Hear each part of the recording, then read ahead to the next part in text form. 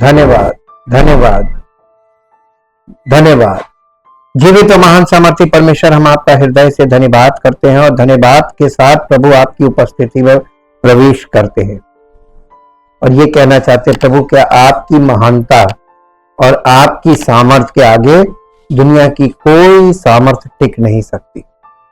आप अद्वैत हैं और आप प्रेम करने वाले हैं। प्रेम का दूसरा नाम परमेश्वर है। आप ज्योति हैं और अंधेरे का विपरीत। आप हमारे जीवन में ऐसी ज्योति भर देते हैं जिसमें हमें सब कुछ स्पष्ट दिखाई देने लगता है।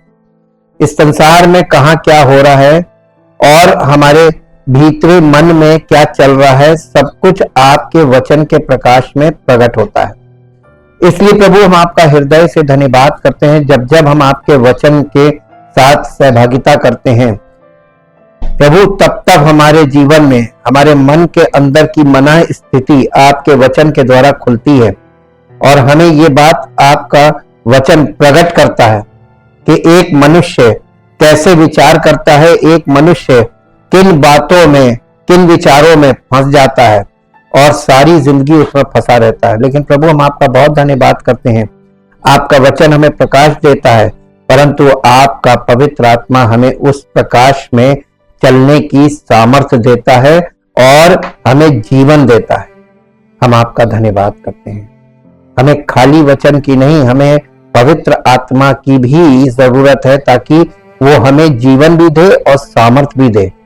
जो वचन के द्वारा हमें स्पष्ट हो रहा है, उस स्पष्टता में चलने की सामर्थ्य पवित्र आत्मा के द्वारा प्राप्त होती है। हम आपका धन्यवाद करते हैं। आज जब हम आपके वचन को सुने, पवित्र आत्मा हमारे मन को कायल करे कि हम अपनी तमाम कमजोरियों को, अपनी विचारों की, गलत विचारों को अपने आपके वचन के द्वारा देख सकें और पवित्र आत्मा के द्वारा हम उद्धार से भरे जीवन की ओर कदम बढ़ा सकें।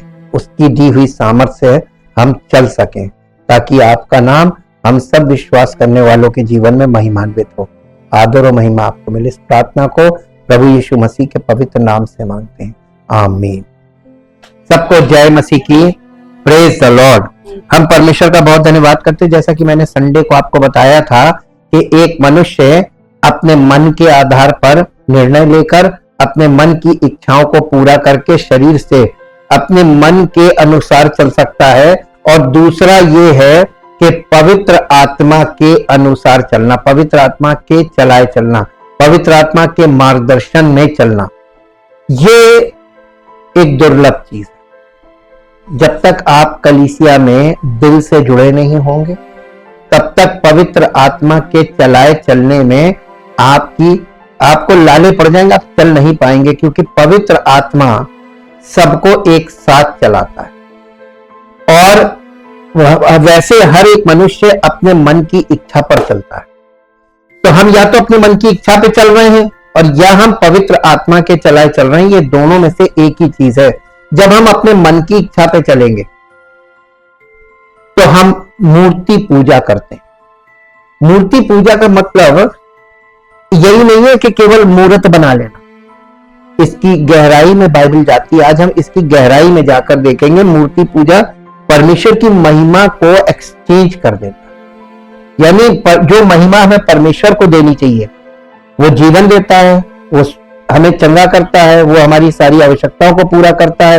ये सब चीजें परमेश्वर से मिलती है, लेकिन मनुष्य अपनी भक्ति को बीच में ले आता है कि परमेश्वर ने नहीं किया, मेरी भक्ति से हुआ। ये मूर्ति पूजा है। ये मूर्ति पूजा है। जब कोई ये सोचने लगे कि मेरी प्रार्थना से ये हुआ, ये मूर्ति पूजा है। ये मूर्ति पूजा, ये आपने जो किया और उसके आधार पे आप परमेश्वर की महिमा को अपने किए पर ला रहे हैं, ये मूर्ति पूजा है। मूर्ति पूजा परमेश्वर का प्रकट क्रोध। परमेश्वर का क्रोध आज संसार में सब जगह प्रकट हो रहा है प्रकृति के द्वारा। दिख तो रहा होगा, नहीं दिख रहा तो न्यूज खोल के देख लीजिए, इंटरनेशनल न्यूज देखिए, आपको साफ साफ दिखाई देगा। उसमें बोल भी रहे प्रकृति का प्रकोप, प्रकृति का क्रोध। और इस अध्ययन को हम लोग आज करेंगे ताकि हमें ये पता चले कि मूर्ति पूजा किस किस तरीके से लोग कर रहे हैं। रोमियो की पत्री उसका पहला अध्याय उसका 18 पद पढ़िए। यहां इस प्रकार से लिखा हुआ है, रोमियो, परमेश्वर का क्रोध तो उन लोगों की सब अभक्ति और अधर्म पर स्वर्ग से प्रकट होता है, जो अधर्म से नहीं, जो सत्य को अधर्म से दबाए रखते हैं। यानी क्या कर रहे हैं? अधर्म से सत्य को दबा रहे। कैसे? सत्य क्या है कि परमेश्वर हमारे जीवन में सब कुछ पूरा कर रहा है, और हम अधर्म क्या है कि हम अपनी धार्मिकता बीच में ला रहे हैं कि हमने प्रार्थना की और परमेश्वर ने किया, हमने सत्य को अधर्म से दबा दिया।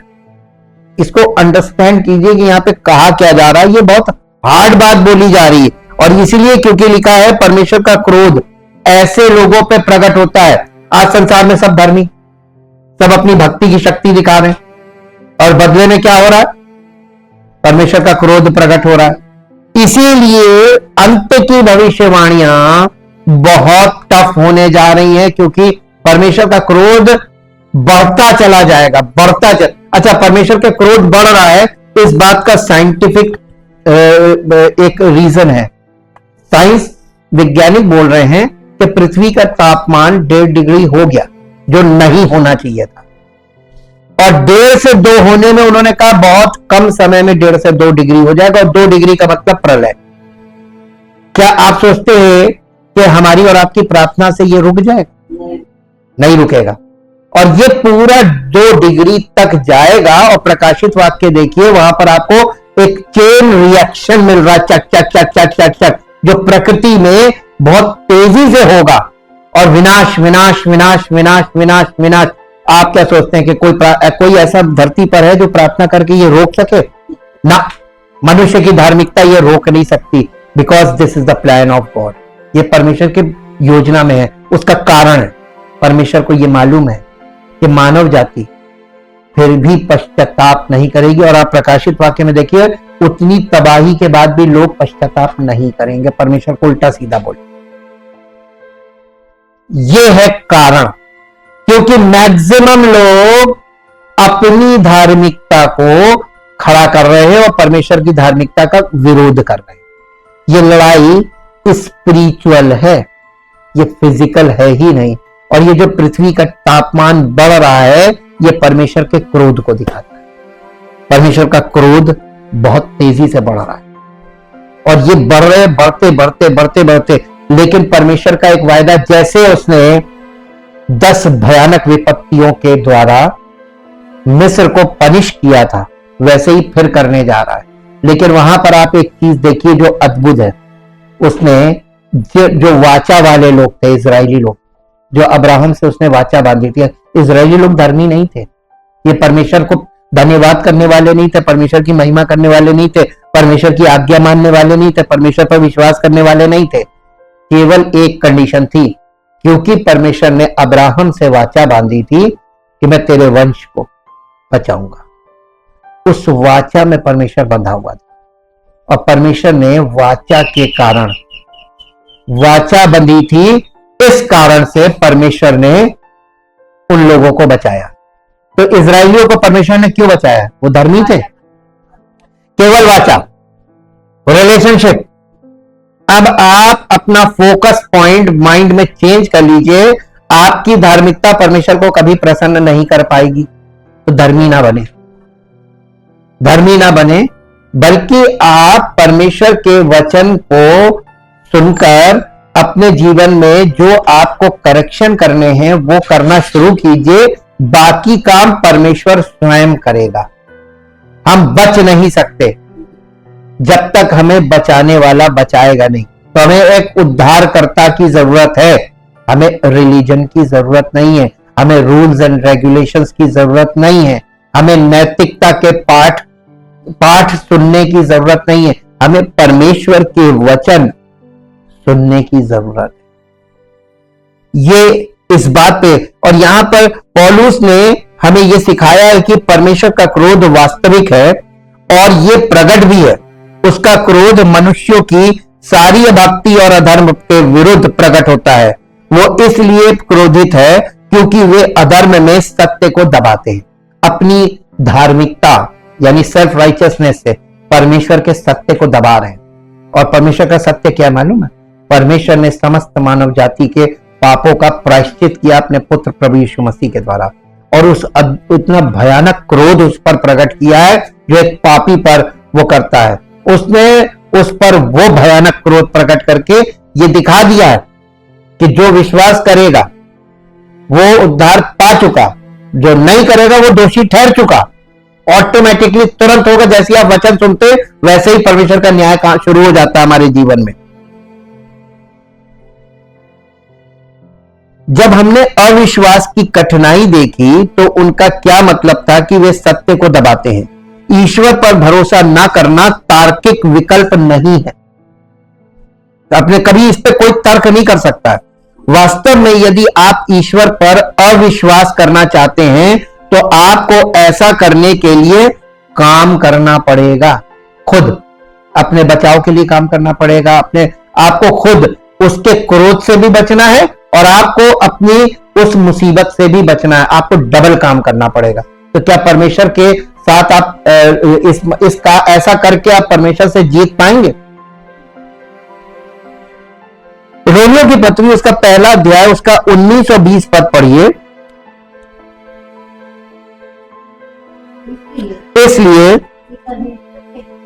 इसलिए कि परमेश्वर के विषय का ज्ञान उनके मनों में प्रकट है, क्योंकि परमेश्वर ने उन पर प्रकट किया है उसके अनदेखे गुण अर्थात उसकी सनातन सामर्थ्य और परमेश्वरत्व। परमेश्वरत्व का मतलब क्या है?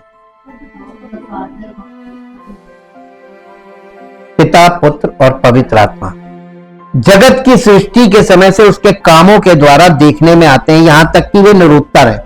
निरुत्तर का मतलब उनके पास कोई बहाना नहीं है, कोई बहाना नहीं है, सब निरुत्तर है। हर व्यक्ति के पास दो बुनियादी गवाहियां हैं, गवाहियां थी पुराने नियम में। दो बुनियादी गवाहियां थी। पहली गवाही विवेक की गवाही। परमेश्वर के विषय में जो कुछ जाना जाता है वो उनके मन में प्रकट है, क्योंकि परमेश्वर ने उसे उन पर प्रकट किया। सृष्टि की गवाही दूसरी गवाही है, सृष्टि की गवाही। देखिए, आप एक बात व्यवस्था में लिखी हुई है कि मूसा की व्यवस्था में वहां लिखा हुआ है कोई भी व्यक्ति 2 या 3 गवाहों के द्वारा छूट सकता है। गवाही पक्की होनी चाहिए, 2 या 3। तो 2 गवाही का मतलब मैक्सिमम गवाही, 3 हो सकती है लेकिन 2 इंपॉर्टेंट है। परमेश्वर ने 2 गवाही रखी है। पहली गवाही पुराने नियम में मनुष्यों का विवेक था। उनके विवेक में यह बात स्पष्ट थी कि परमेश्वर कौन है और परमेश्वर ने सृष्टि को बनाया, वो सृष्टि करता है और वो मैन मेड गॉड नहीं है जिसे हम खुद बना ले और अपनी इच्छा के अनुसार उसको डोलाए और अपनी इच्छा के अनुसार उसके साथ डील करे। मनमानी हो गई वो तो। वो ये ऐसा ईश्वर है जो हमको नियंत्रित करता है, आज्ञा देता है, क्रोध भी करता है, सुनता भी है, देखता भी है, बोलता भी है। लोगों को ऐसा ईश्वर नहीं पसंद, बोलने वाला, सुनने वाला। उनको ऐसा चाहिए जो केवल वो अपने मन की भड़ास करते रहे और वो उनके डोलाए डोलता रहे। ये वाला ईश्वर चाहिए। ये मनुष्य और परमेश्वर के बीच देखिए एक मानसिक स्थिति को यहां पर देखिए। और उसने दूसरी गवाही क्या थी? सृष्टि की। सृष्टि जो है परमेश्वर की महिमा का वर्णन करती है। कैसे? आप लोग सृष्टि को देखते हैं, तारों को देखते हैं तो उन्हें पता चल जाता है इनका बनाने वाला परमेश्वर है। विवेक आपको मोक्ष की ओर ले जाने के लिए पर्याप्त नहीं है। आपका विवेक आपको उद्धार की ओर ले जाने के लिए सक्षम नहीं है। प्रॉब्लम कहां आ गई? मनुष्य का विवेक। आज नैतिक पतन हो गया। यह विवेक का विषय है, नैतिक पतन। कोई व्यक्ति, पहली चीज गलती होती है लेकिन कोई व्यक्ति अपनी गलती स्वीकार नहीं करता। अड़े रहो, अड़े रहो, अड़े रहो, अड़े रहो। पहले के लोगों में क्या था? गलती हुई तुरंत स्वीकार किया, तुरंत पद छोड़ दिया। नैतिकता क्या था? आज नैतिकता है कहां? आज तो अड़े रहो और सफाई देते रहो, सफाई देते रहो, सफाई देते रहो, यानी बलपूर्वक सफाई दो। ये हो गया, ये पतन हो गया, विवेक का पतन। परंतु ये हमको ईश्वर की खोज की ओर ले जाने के लिए पर्याप्त है। कैसे? सृष्टि आपको मोक्ष की ओर ले जाने के लिए पर्याप्त नहीं है।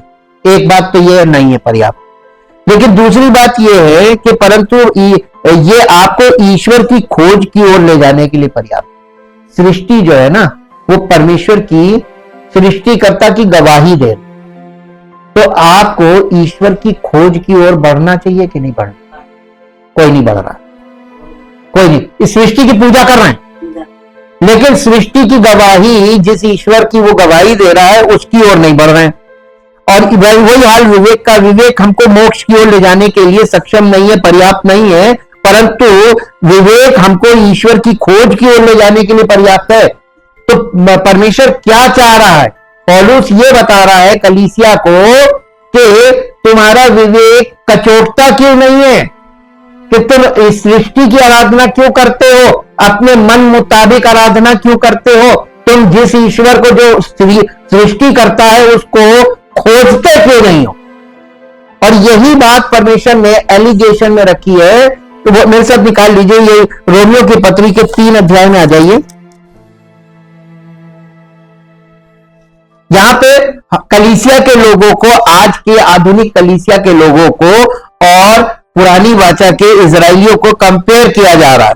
इसका अध्याय 3 अध्याय का 9 पद पढ़िए। तो फिर क्या हुआ? किनसे? क्या हम इजराइलियों से अच्छे हैं जो पुराने नियम में थे? कभी नहीं।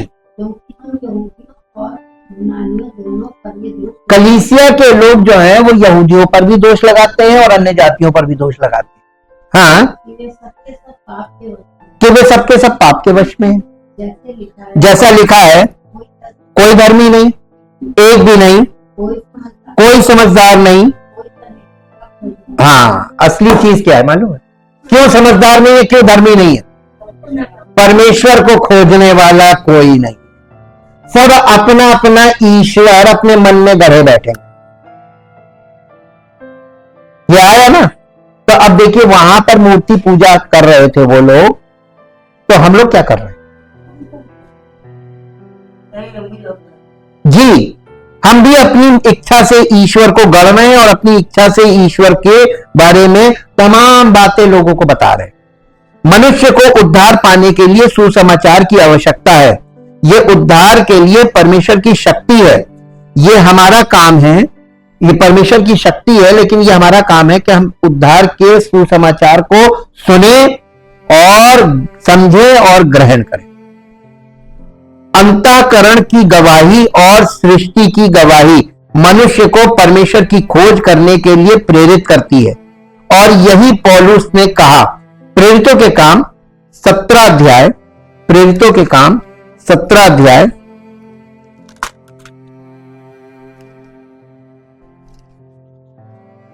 17 अध्याय और 17 अध्याय का 26 और 27 पद पढ़िए। उसने एक ही मूल से मनुष्यों की सब जातियां सारी पृथ्वी पर रहने के लिए बनाई हैं,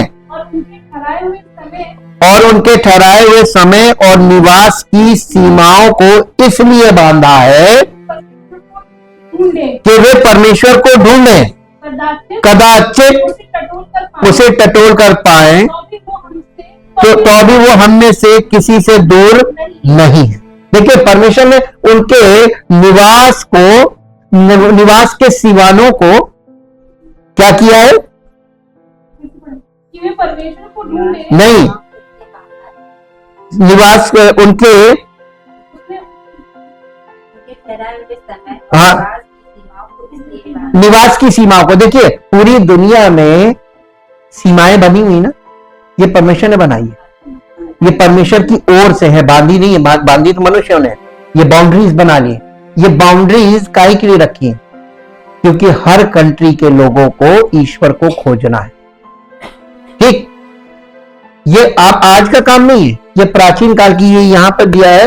और ये पौलुस कलीसिया के आरंभ में ये बात बोल रहा था हर देश में जाकर। तो ये बात सबके लिए लागू है। और उसने एक ही मूल से सारी पृथ्वी पर रहने के लिए मनुष्यों की सब जातियां बनाई और उनके ठहराए हुए समय और निवास के सिवानों को ठहराया कि वे परमेश्वर को ढूंढे। कदाचित वे उसे टटोल कर पाए तो भी वो हम में से किसी से दूर नहीं है। समस्या यह है कि मनुष्य ने अभी भी परमेश्वर को नहीं खोजा, बल्कि इसके बजाय उन्होंने उस सत्य को दबा दिया, उन्होंने उसे दबाए रखा और उस पर ध्यान देने से इनकार कर दिया।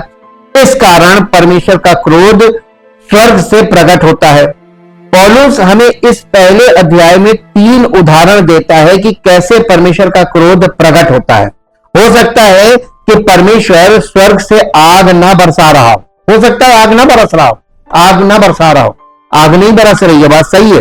हो सकता है कि परमेश्वर टिड्डियों का आक्रमण ना भेज रहा हो जैसे पुराने समय में भेजता था जब वो क्रोधित होता था। हो सकता है कि परमेश्वर मनुष्यों को उनके शत्रुओं के हाथों में ना सौंप रहा हो, लेकिन फिर भी परमेश्वर का क्रोध प्रकट होता है। और हम पौलुस द्वारा मूर्ति पूजा का पहला उदाहरण देखते हैं। जब रोमियो ने पौलुस का यह पत्र पढ़ा तो उन्हें अपनी आंखें खोलकर संसार में मूर्ति पूजा को देखना पड़ा। रोम में भी सम्राट की पूजा होती थी, लेकिन मूर्ति पूजा पूरे रोमन साम्राज्य में फैली हुई थी। रोम की बात की जा रही। जब पौलुस लुस्त्रा गया तो उसने एक लंगड़े आदमी को चंगा किया। प्रेरितों के काम 14 अध्याय, प्रेरितों के काम 14 अध्याय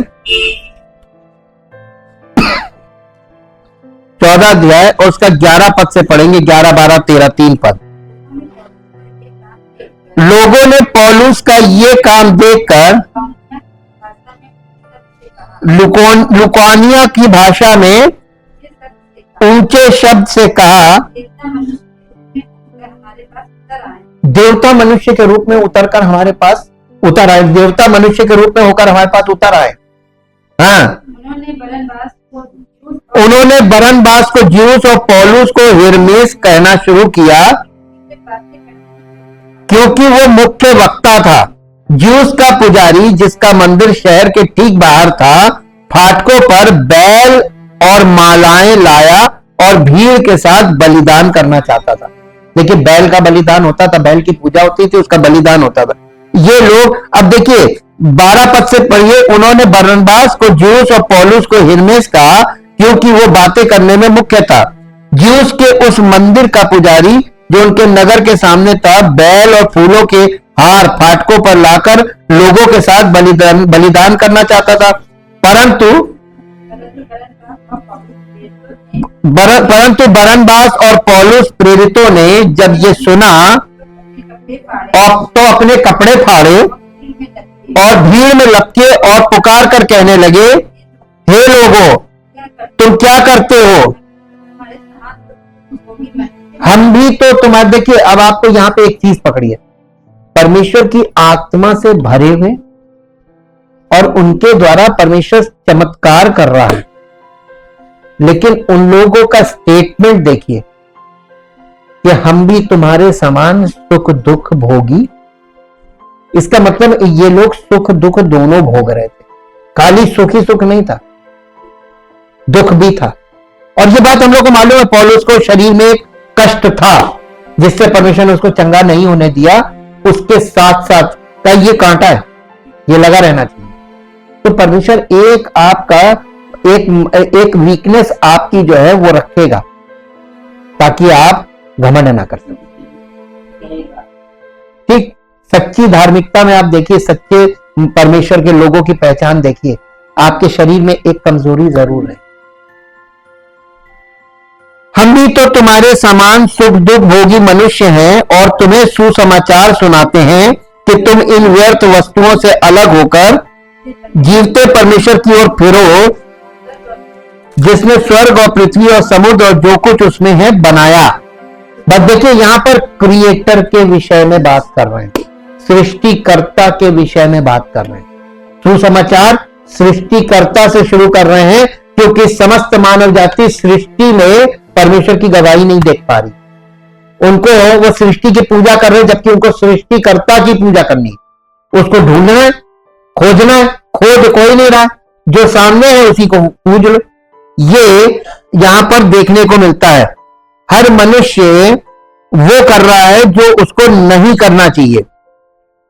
बाद में जब पौलुस एथेंस गया, प्रेरितों के काम 17 अध्याय में आइए, बाद में जब पौलुस एथेंस गया, 17 अध्याय का 16 पद पढ़िए।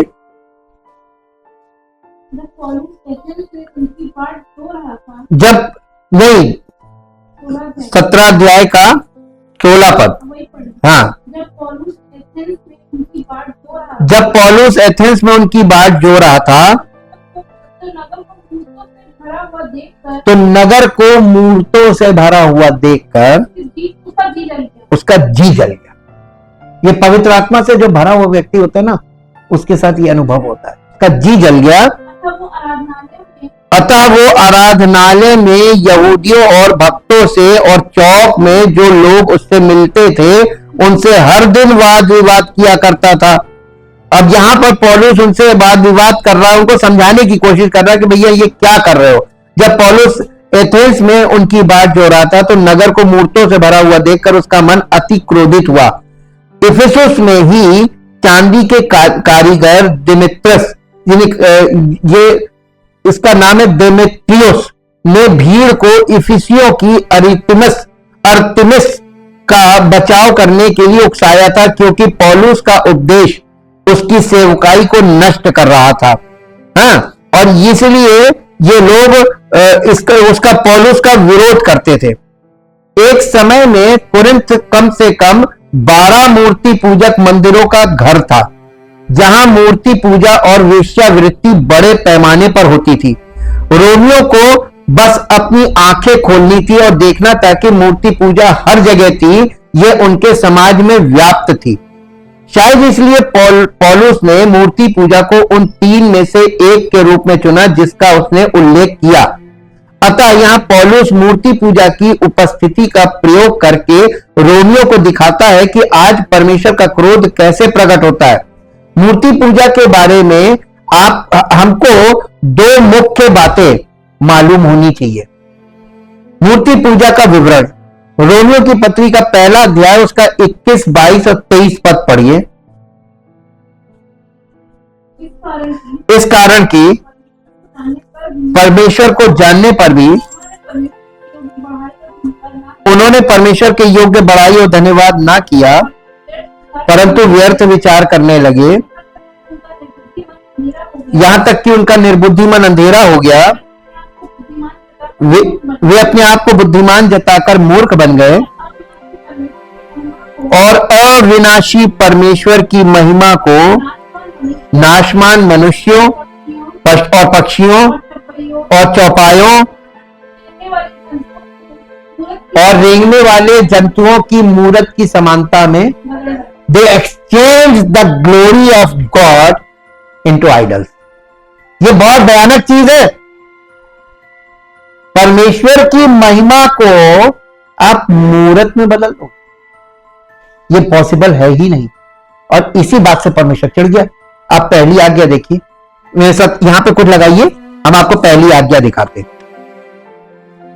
ये हम ही लोग के लिए नहीं, ये सबके लिए पहली आज्ञा। निर्गमन 20 अध्याय पहला पद,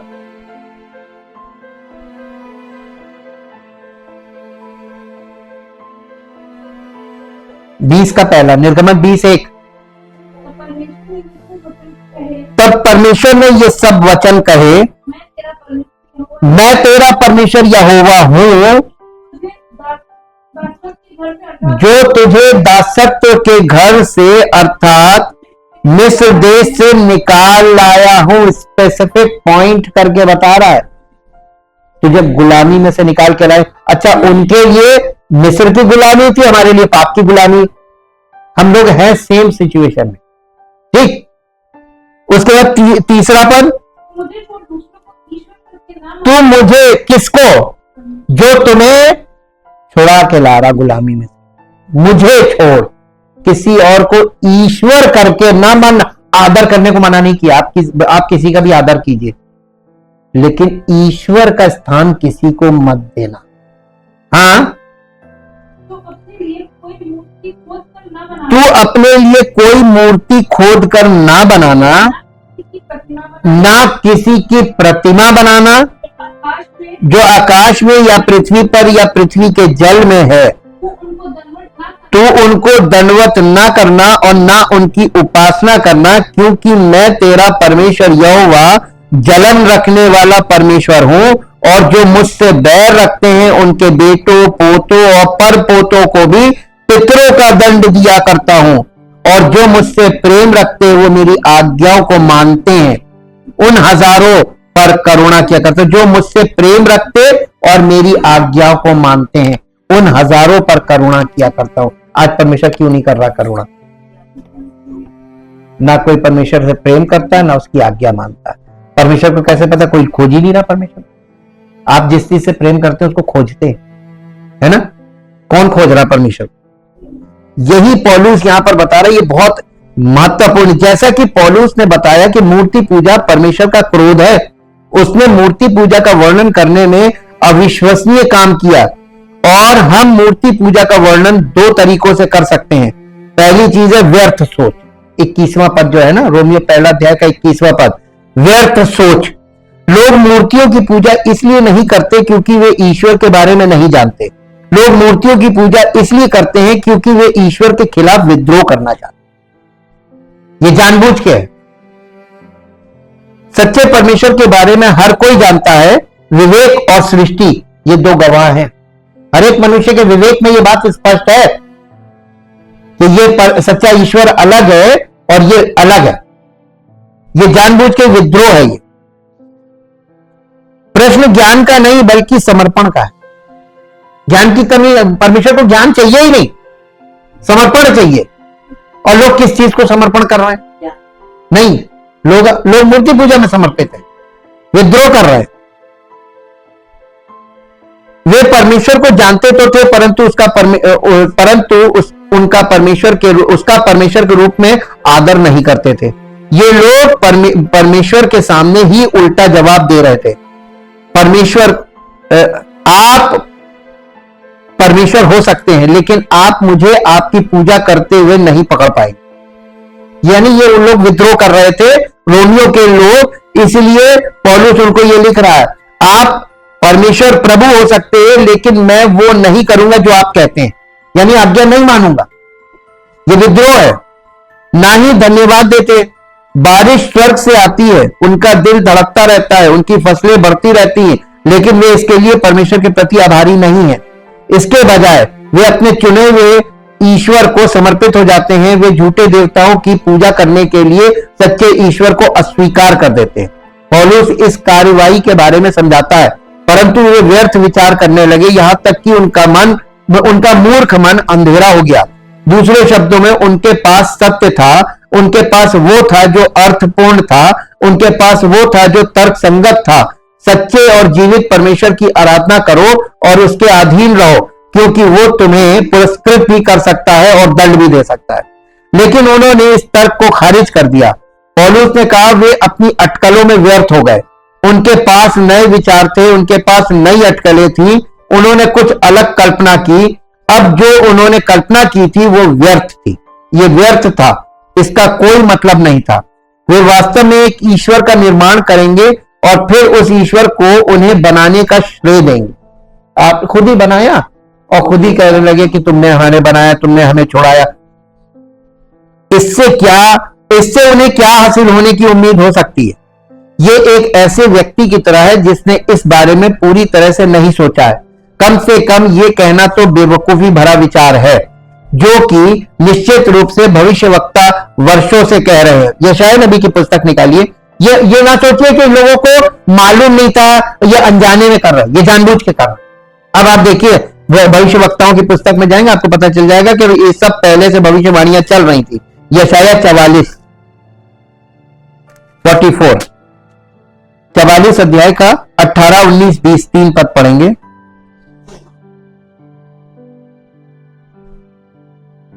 18, 19-20। वे कुछ नहीं जानते, वे कुछ नहीं जानते, ना कुछ समझ रखते हैं, क्योंकि उनकी आंखें ऐसी बंद की गई हैं कि वे देख नहीं सकते, और उनकी बुद्धि ऐसी कि वे बूझ नहीं सकते। कोई इस पर ध्यान नहीं करता, और ना किसी को इतना ज्ञान या समझ रहती है कि कह सके उसका एक भाग तो मैंने जला दिया और उसके कोयलों पर रोटी बनाई और मांस भून कर खाया है। फिर क्या मैं उसके बचे हुए भाग को घिनौनी वस्तु बनाऊं? क्या मैं काठ को प्रणाम करूं? वो राख खाता है, भरमाई हुई बुद्धि के कारण वो भटकाया गया है, और ना अपने को बचा सकता है और ना ये कह सकता है क्या मेरे दाहिने हाथ में मिथ्या नहीं। अब देखिए इसको आप यहां से देखिए, थोड़ा सा ऊपर से पढ़े।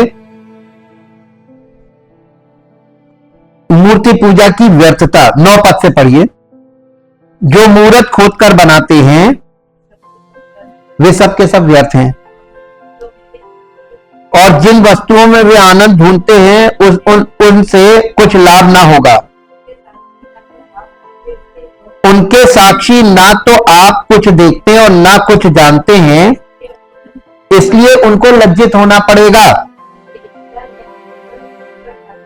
किसने देवता या निष्फल मूर्त ढाली है? देख, उनके सब संगियों को तो लज्जित होना पड़ेगा। कारीगर तो मनुष्य ही है, वे सब के सब इकट्ठे होकर खड़े हों, वे डर जाएंगे, वे सब के सब लज्जित होंगे। लोहार एक बसुला अंगारों में बनाता और हथौड़ों से गढ़कर तैयार करता है। अपने भुजबल से वो उसको बनाता है, फिर वो भूखा हो जाता है और उसका बल घटता है। वो पानी भी पीता और थक जाता है। बढ़ई सूत लगाकर टांकी से रेखा करता है और रंगनी से काम करता है और प्रकार से रेखा खींचता है। वो उसका आकार और मनुष्य की सुंदरता बनाता ताकि लोग उसे घर में रखें।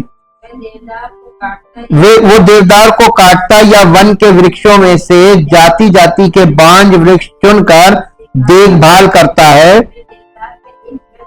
वो देवदार का एक वृक्ष लगाता है जो वर्षा का जल पाकर बढ़ता है। तब वो मनुष्य के ईंधन के काम में आता है। वो उसमें से कुछ सुलगा कर तापता है, वो उसको जलाकर रोटी बनाता है, उसी से वो देवता भी बनाकर उसको दंडवत करता है। देखिए जिस लकड़ी से वो खाना बना रहा है उसी लकड़ी का वो देवता भी बना रहा है। तो पेड़ तो वही है ना। बताने का मतलब ये है कि एक मनुष्य क्या क्या चीजें बना रहा है, उन चीजों को जला भी रहा है, उन पे खाना भी बना रहा है, और उसी चीजों को एक स्वरूप देकर उसको पूजा भी कर रहा है। ईश्वर कह रहा है। ये दिखाया है ना मूर्ति पूजा की व्यर्थता। वे नहीं जानते ना ही समझते, क्योंकि उसने उनकी आंखों पर ऐसा आंखों को ऐसा क्या लिखा हुआ है, आंखों को ऐसा बंद किया है। उसने आंखों को ऐसा बंद कर दिया है, और उनके हृदय में ऐसा, उनका हृदय भी ऐसा कर दिया कि वो बूझ नहीं पा रहे हैं, और वो कर रहे हैं। कोई भी याद नहीं करता, ना ही किसी के पास ये कहने के लिए ज्ञान या समझ है। मैंने इसका आधा हिस्सा जला दिया और इसके अंगारों पर रोटी भी पकाई, मैंने मांस भून कर, यानी आपने पेड़ का आधा हिस्सा जलाया, उसमें भोजन बनाया, और आधे हिस्से की आपने मूर्ति बना ली। ये बता रहा वो दाहिने हाथ में, क्या मेरे दाहिने हाथ में झूठ नहीं है? यशाया 41 अध्याय में, ये 41, यशाया 41 परमेश्वर झूठे देवताओं को कुछ लाभ पहुंचाने के लिए चुनौती देता है। 21 से 24 तक पढ़िए, 21 से 24 है। यहोवा कहता है अपना मुकदमा लड़ो। याकूब का राजा कहता है अपने प्रमाण दो, वे उन्हें देकर हमको बताएं कि भविष्य में क्या होगा। पूर्व काल की घटनाएं बताओ कि आदि में क्या क्या हुआ, जिससे हम उन्हें सोचकर जान सके कि भविष्य में उनका क्या फल होगा, या होने वाली घटनाएं हमको सुना दो। भविष्य में जो कुछ घटेगा वो बताओ, तब हम मानेंगे कि तुम ईश्वर हो। भला या बुरा कुछ तो करो कि हम देखकर चकित हो जाएं। देखो तुम कुछ नहीं हो, तुमसे कुछ नहीं बनता, जो कोई तुम्हें चाहता है वो घृणित है। यहां पर इस बात को बता रहा है। 21 से 24 हमने पढ़ा ना। यहां पर देखिए, परमेश्वर झूठे देवताओं को कुछ लाभ पहुंचाने के लिए चुनौती देता है। अपना मामला पेश करो, यहोवा कहता है, अपने मजबूत तर्क लाओ। याकूब का राजा कहता है, वे हमें बताएं कि क्या होने वाला है, और जो कुछ पहले हुआ था उसे बताओ, ताकि हम उन पर विचार करके उनका परिणाम जान सके। और जो कुछ होने वाला है उसे हमें बताओ, और जो कुछ बाद में होने वाला है उसे बताओ, ताकि हम जान सके कि तुम ईश्वर हो। वास्तव में अच्छा या बुरा करो, ताकि हम उत्सुकता से अपने चारों ओर देखें और एक साथ डरें। देखो तुम कुछ भी नहीं हो और तुम्हारा काम व्यर्थ है। जो तुम्हें चुनता है वो घृणित है। हम सभी करमेल पहाड़ी, माउंट करमेल में जो हुआ था उसको हम परिचित है। आपको मालूम है माउंट करमेल में क्या हुआ था? बार बार परमेश्वर ने इस अज्ञानता की ओर ध्यान दिलाया कि पहले परमेश्वर को बनाया जाए और फिर उसकी सेवा की जाए। इसकी धारणा ही व्यर्थ है, फिर भी मनुष्य ने ऐसा किया। पौलू देखिए वहां पे क्या हुआ था, पहला राजा 18 अध्याय में माउंट करमेल पर क्या हुआ था नहीं मालूम है, आप निकाल के देख लीजिए। माउंट करमेल, पहला राजा 18 अध्याय निकालिए। मिला? हाँ, अब आप यहां पे देखिए, ये वाला हमने आपको बताया ना, ये हम लोग जानते हैं, हमने आपको शेयर भी किया, पूरा पढ़वाया भी है, लेकिन ध्यान नहीं कि हम लोगों ने इसको पढ़ा था। ये जो 18 अध्याय है पहला राजा,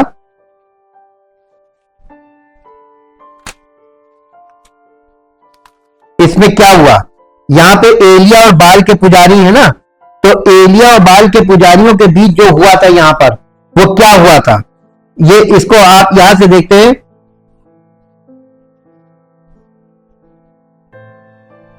21 पद से पढ़िए। और एलिया सब लोगों के पास आकर कहने लगा, तुम कब तक दो विचारों में लटके रहोगे?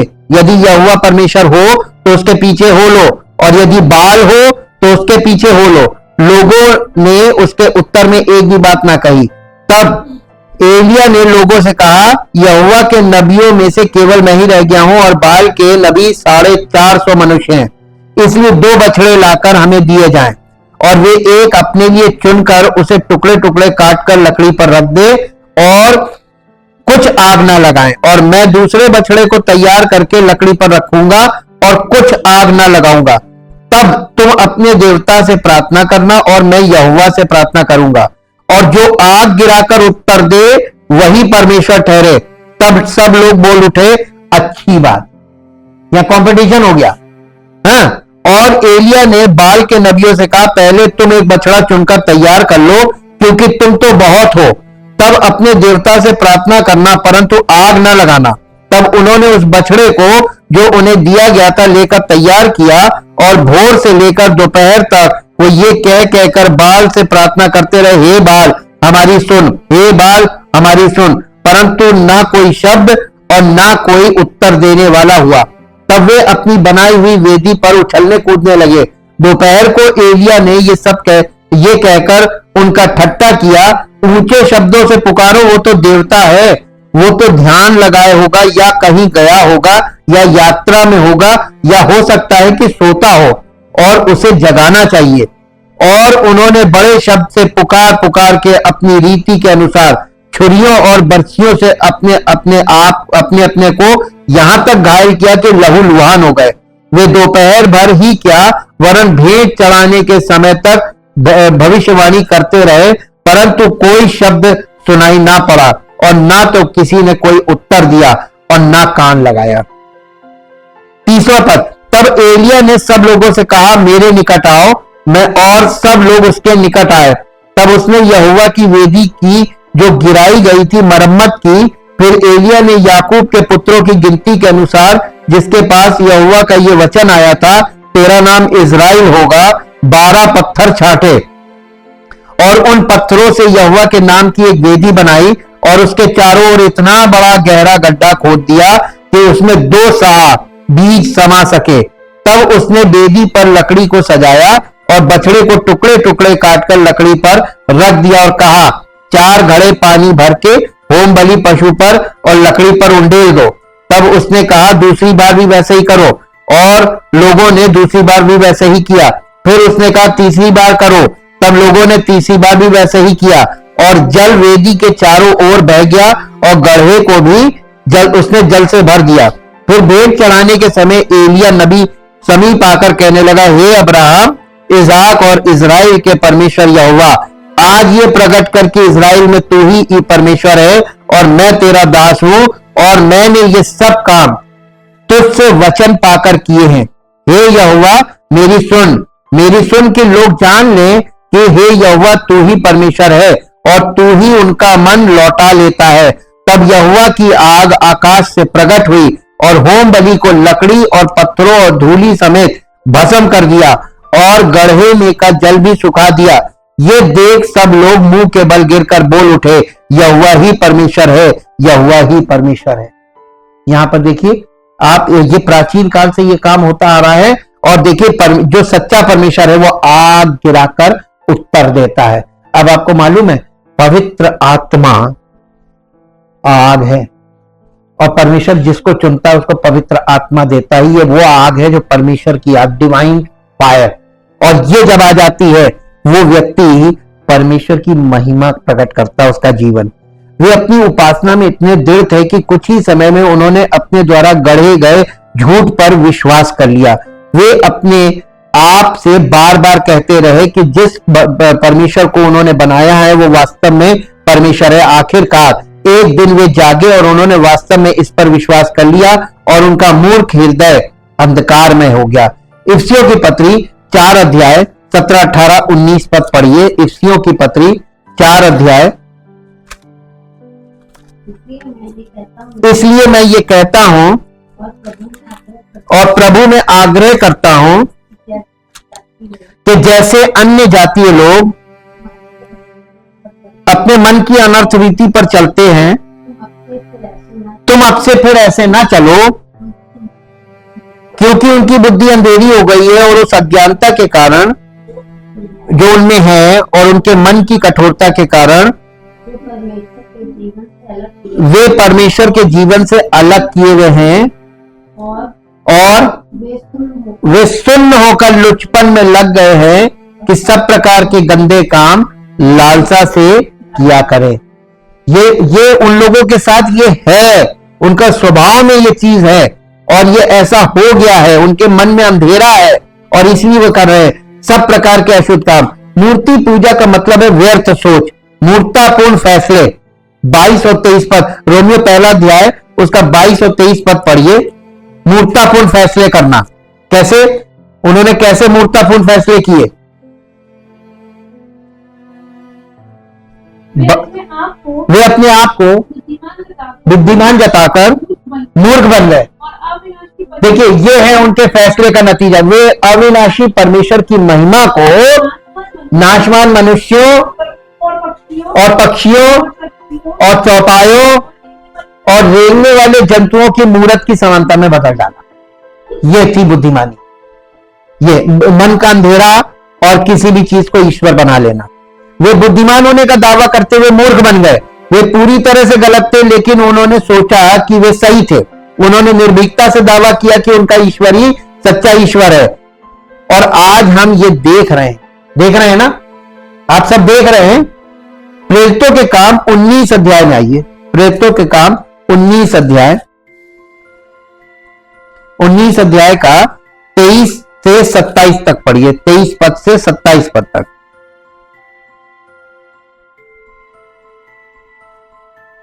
उस समय उस पंथ के विषय में बड़ा हुल्लड़ हुआ, क्योंकि देमेत्रियुस नाम का एक सुनार अर्तेमिस के चांदी के मंदिर बनवाकर कारीगरों को बहुत काम दिलाया करता था। उसने उनको और ऐसी ही वस्तुओं के कारीगरों को इकट्ठा करके कहा, हे मनुष्यों, तुम जानते हो कि इस काम से हमें कितना धन मिलता है। तुम देखते और सुनते हो कि केवल इफिसुस ही में नहीं वरन प्राय सारे आसिया मतलब एशिया है, एशिया में ये कह कहकर इस पौलुस ने बहुत से लोगों को समझाया और भरमाया भी है कि जो हाथ की कारीगरी है वे ईश्वर नहीं। इससे अब केवल इसी बात का ही डर नहीं है कि हमारे इस धंधे की प्रतिष्ठा जाती रहेगी, वरन ये कि महान देवी अर्तिमिस का मंदिर तुच्छ समझा जाएगा और जिसे सारा एशिया और जगत पूजता है उसका महत्व भी जाता रहेगा।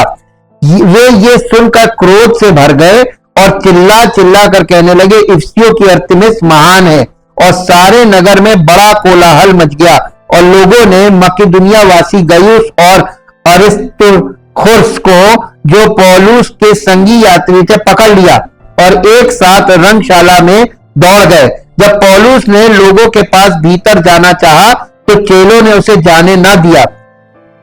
आसिया के हाकिमों में से भी उसके कई मित्रों ने उसके पास कहला भेजा और विनती की कि रंगशाला में जाकर जोखिम ना उठाना। वहां कोई कुछ चिल्लाता था और कोई कुछ, क्योंकि सभा में बड़ी गड़बड़ी हो रही थी और बहुत से लोग तो ये भी जानते नहीं थे कि हम किस लिए इकट्ठे हुए हैं। तब उन्होंने सिकंदर को, जिसे यहूदियों ने खड़ा किया था, भीड़ में से आगे बढ़ाया। सिकंदर हाथ से संकेत करके लोगों के सामने उत्तर देना चाहता था, परंतु जब उन्होंने जान लिया कि वो यहूदी है तो सब के सब एक शब्द से उसे कोई 2 घंटे तक चिल्लाते रहे, इफिसियों की अर्तिमिस महान है। तब नगर के मंत्री ने लोगों को शांत करके कहा, हे इफिसुस के लोगों, कौन नहीं जानता कि इफिसियों का नगर महान देवी अर्तिमिस के मंदिर और ज्यूस की ओर से गिरी हुई मूर्ति का पहलुआ है। अतः जबकि इन बातों का खंडन ही नहीं हो सकता तो उचित है कि तुम शांत रहो और बिना सोचे विचारे कुछ ना करो, क्योंकि तुम इन मनुष्यों को लाए हो जो न मंदिर के लूटने वाले हैं न हमारी देवी के निंदक हैं। यदि दिमेत्रियुस और उसके साथी कारीगरों को किसी से विवाद हो तो कचहरी खुली है और हाकिम भी हैं, वे एक दूसरे पर नालिश करें, यानी मुकदमा करें। नालिश का मतलब मुकदमा करें। परंतु यदि तुम किसी और बात के विषय में कुछ पूछना चाहते हो तो नियत सभा में फैसला किया जाएगा, क्योंकि आज के बलवे के कारण हम पर दोष लगाए जाने का डर है। इसलिए इसका कोई कारण नहीं कि हम इस भीड़ के इकट्ठा होने का कोई उत्तर ना दे सकेंगे। ये कहकर उसने सभा को विदा कर दिया, यानी मामला शांत किया। देखिए यहां पर क्या हुआ, यहां पर ये बलवा क्यों हुआ। अब आप देखिए सुसमाचार का विरोध क्यों होता है, नहीं समझ में आया। सत्य है ना, सत्य का विरोध होता है बहुत जबरदस्त तरीके से। क्या तुम उसकी मूर्खता सुन सकते हो, फिर भी उसे अपनी बुद्धिमानी पर पूरा भरोसा है। पौलुस ने बहुत से लोगों को यह कहकर मना लिया और उनका ध्यान भटका दिया है कि हाथ से बनाए गए देवता वास्तव में देवता नहीं है। मेरा मतलब है कि सिर्फ इस कथन से ही उनकी आंखें खुल जानी चाहिए थी, लेकिन यह उससे भी बेहतर है। वो चिंतित था कि महान देवी अर्तिमिस का मंदिर बेकार समझा जाएगा और वो जिसकी पूजा पूरा एशिया और पूरी दुनिया करती है उसकी महिमा भी छीन ली जाएगी। उसे वाकई अपने परमेश्वर पर बहुत भरोसा था। बात यह है कि वो खुद को बहुत बुद्धिमान समझता था और फिर भी देखो वो कितना मूर्ख था। जो लोग परमेश्वर का आदर करने से इनकार करते हैं वे मूर्ख बन जाते हैं। फिर पौलुस उनकी मूर्खता का वर्णन करता है। उन्होंने अविनाशी परमेश्वर की महिमा को नाशवान मनुष्यों और पक्षियों और चौपायों और रेंगने वाले प्राणियों की छवि के समान बदल दिया। अगर आप मूर्खता के बारे में बात करना चाहते हैं तो वो यहाँ है। उनके पास अविनाशी परमेश्वर की महिमा थी, लेकिन उन्होंने इसे नाशवान मनुष्य के रूप में, एक छवि के रूप में बदल दिया।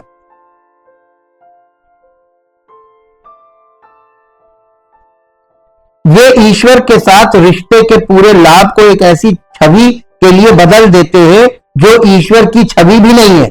ये एक आदमी है या एक पक्षी है या एक जानवर या एक सांप। फिर भी मूर्ति पूजा करने वाला व्यक्ति व्यापार करता है, और हम इस मूर्खता को पूरे शास्त्र में देखते हैं। यिर्मयाह नबी की पुस्तक 2 अध्याय, यिर्मयाह नबी की पुस्तक 2 अध्याय,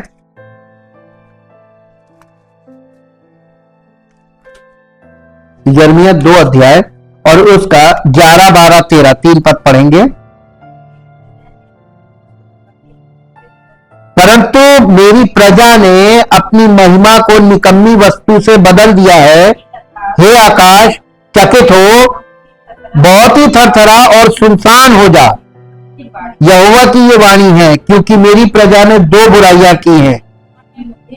उन्होंने मुझ बहते जल के सोते को त्याग दिया है और उन्होंने हौद बना लिए है, वरन ऐसे हौद जो टूट गए हैं और जिनमें जल नहीं रह सकता।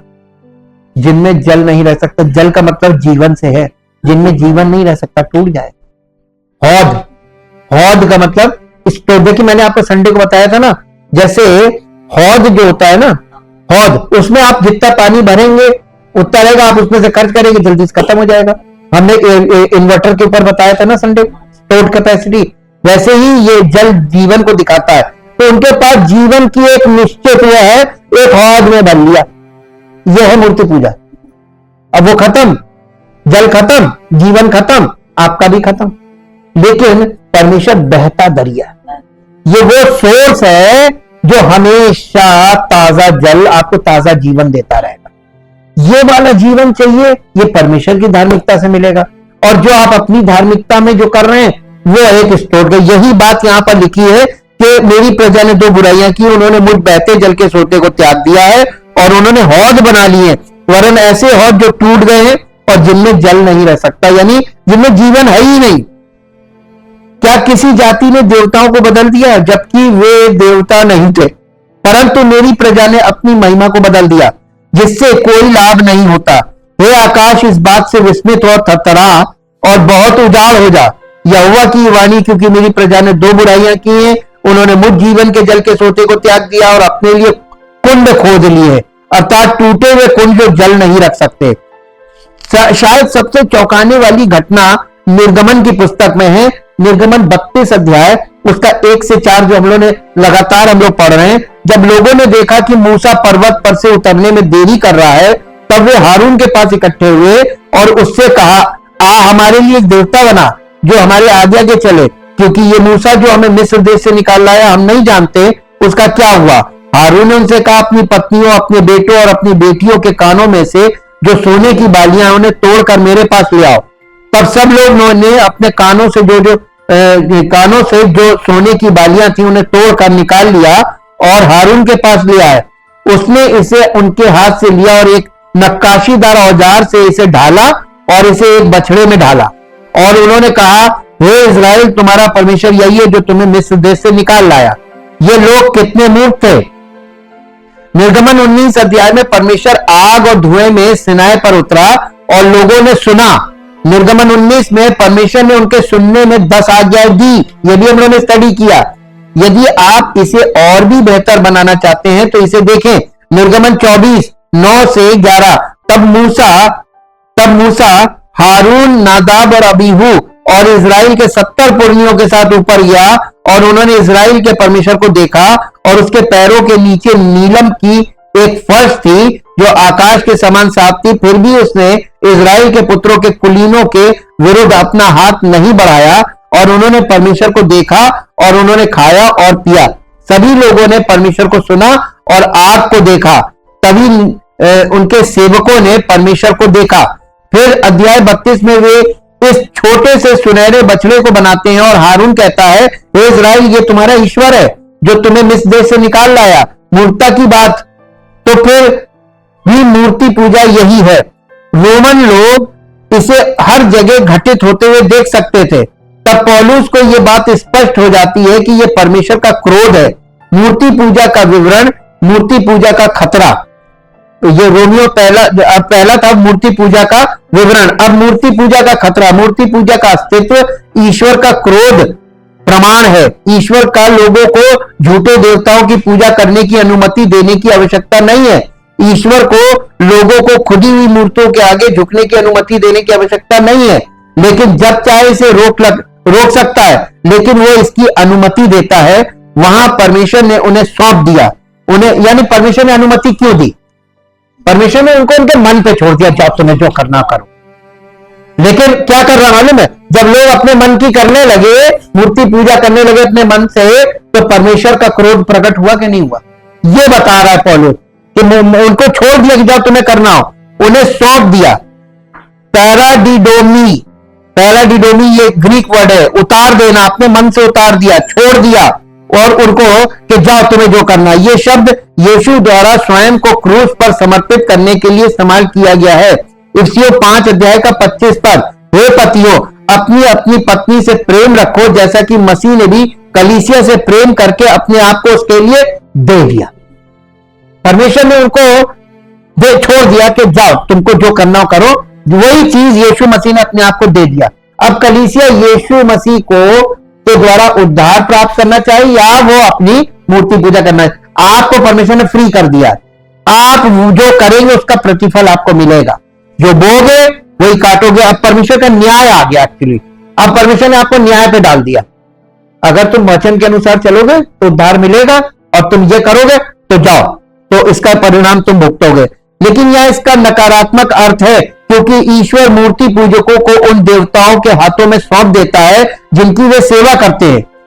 आप उस परमेश्वर की पूजा कर सकते हैं, आप उस परमेश्वर पर भरोसा कर सकते हैं, और फिर मृत्यु आएगी। हम देखेंगे कि वो परमेश्वर आपको कितनी अच्छी तरह बचाता है। होशे की पुस्तक 4 अध्याय 17 पद पढ़िए। होशे 4 अध्याय और उसका 17 पद, यहां इस प्रकार से लिखा है।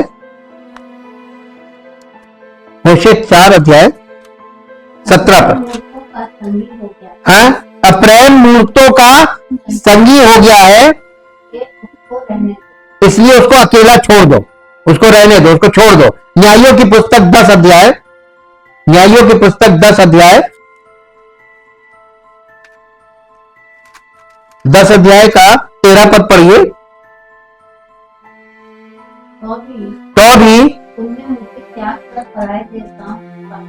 तो भी तुमने मुझे त्याग कर पराये देवताओं की उपासना की है, इसलिए मैं तुमको ना छोड़ूंगा, जाओ कर लो। अब आप समझ गए ना पौलुस क्या बता रहा था कलीसिया को, कि तुम जो चाहो वो कर लो। छुटकारा देने वाला एक है, अगर तुमने इसका तिरस्कार किया तो वो भी तुमको छोड़ देगा। जाओ, अब जाओ तुम निपट ही लो। तो आपके ऊपर बहुत भयानक प्रकोप और कोई छुड़ाने वाला नहीं होगा, ऐसी दशा आ जाएगी। वे महिमा है। उन्होंने पाया कि उनका ईश्वर नकली था और उनका पैगंबर पहले से ही उसी यातना में था जो वे अब प्राप्त कर रहे थे। ये मूर्ति पूजा की भयावता है। यिर्मयाह 2 अध्याय का 26, 27, 28 पद पढ़ दिए। जैसे चोर पकड़े जाने पर लज्जित होता है, वैसे ही इजराइल का घराना लज्जित होगा। वे अर्थात उनके राजा, हाकिम, याजक और भविष्यवक्ता, जो पेड़ से कहते हैं तू मेरा पिता है, और पत्थर से कहते हैं तूने मुझे जन्म दिया, क्योंकि उन्होंने मेरी ओर मुख नहीं वरन पीठ ही फेरी है। परंतु अपने संकट के समय वे कहते हैं उठ और हमें बचा। परंतु जो देवता तूने अपने लिए बनाए हैं वे कहां हैं? यदि वे तेरे संकट के समय तुझे बचा सके तो उठ आ, क्योंकि हे यहूदा तेरे नगरों के बराबर तेरे देवता भी है। पढ़ लीजिए, मिला? यिर्मयाह 2 अध्याय और उसका 26, 27, 28 3 पद है। जैसे चोर पकड़े जाने पर लज्जित होता है, वैसे ही इजराइल का घराना राजाओं, हाकिमों, याजकों और भविष्यवक्ताओं समेत लज्जित होगा। वे काठ से कहते हैं तू मेरा बाप है, और पत्थर से कहते तूने मुझे जन्म दिया है। मुंह नहीं पीठ ही खेरी है। परंतु विपत्ति के समय वे कहते हैं उठकर हमें बचा। परंतु जो देवता तूने बना लिए वो कहां रहे? यदि वे तेरी विपत्ति के समय तुझे बचा सकते हैं तो अभी उठें, क्योंकि हे यहूदा तेरे नगरों के बराबर तेरे देवता भी बहुत से हैं। कितने हैं? बहुत।